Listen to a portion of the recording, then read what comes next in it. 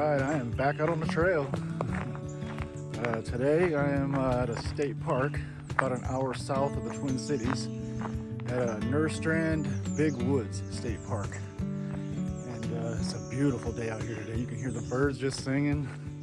It is a beautiful, like 60-degree morning out right now. It is gorgeous. It's supposed to be about 80 degrees almost today, I think. But what kind of makes this park unique is it's the only land in this area that's got this big woodsy area. Southern Minnesota is all prairie and farm fields. So the thing is with this park is during the Ice Age, before the last Ice Age, the whole southern Minnesota was what you see right here. But then the Ice Age came in, knocked it all out, and when the Ice Age receded, it all became prairie land. So then after the prairie land popped up, there was about 400 or 500 years ago, from what I understand, there was a cold spell. And when the cold spell came in, this little patch of woods right here popped back up from that's this type of woods that was before the glacial period. So it's kind of neat that it popped up in this little section in southern Minnesota, and they decided to keep it and not turn it into farm fields or anything like that, and made it a state park. So we get to enjoy this beautiful patch of land that's still out here. So and there's a waterfall and a creek that runs through this area, and it's really well known for the spring wildflowers. So I'm hoping to catch some good wildflowers out here today. But the biggest highlight of the park is where I'm at right now. You know what I mean? Just the Minnesota woods that you just don't get to see in southern Minnesota. You know, like I said, it's all prairie and farmland down here. So, but I'll take some more video as I'm walking down the trail and once I get to the falls.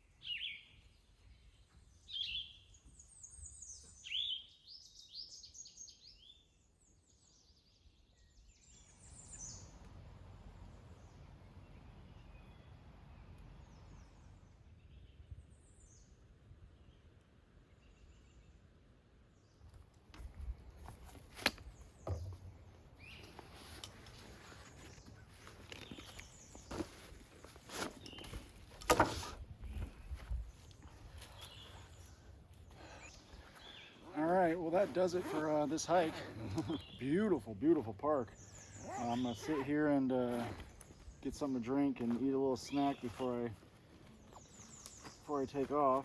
But yeah, just a beautiful, beautiful park. All the greens are so vibrant, and all the wildflowers out today are just so bright and beautiful. Definitely would recommend this park. Not sure the mileage I did. I still have to check my app, so I'll put that down below here, and you can see how many miles I did. But it wasn't difficult at all. Not even slightly difficult terrain. The hills were very slight, and there was only like 2 or 3 of them. So very, very easy trail. Very easy park. Very beautiful park. Like I said, all the wildflowers are just in full bloom, and they're just vibrant and beautiful. So that wraps it up for this hike. Next week I will be heading up north for a camp out on a little secret lake with a couple buddies of mine. So that should be a fun one. Catch me on the next one.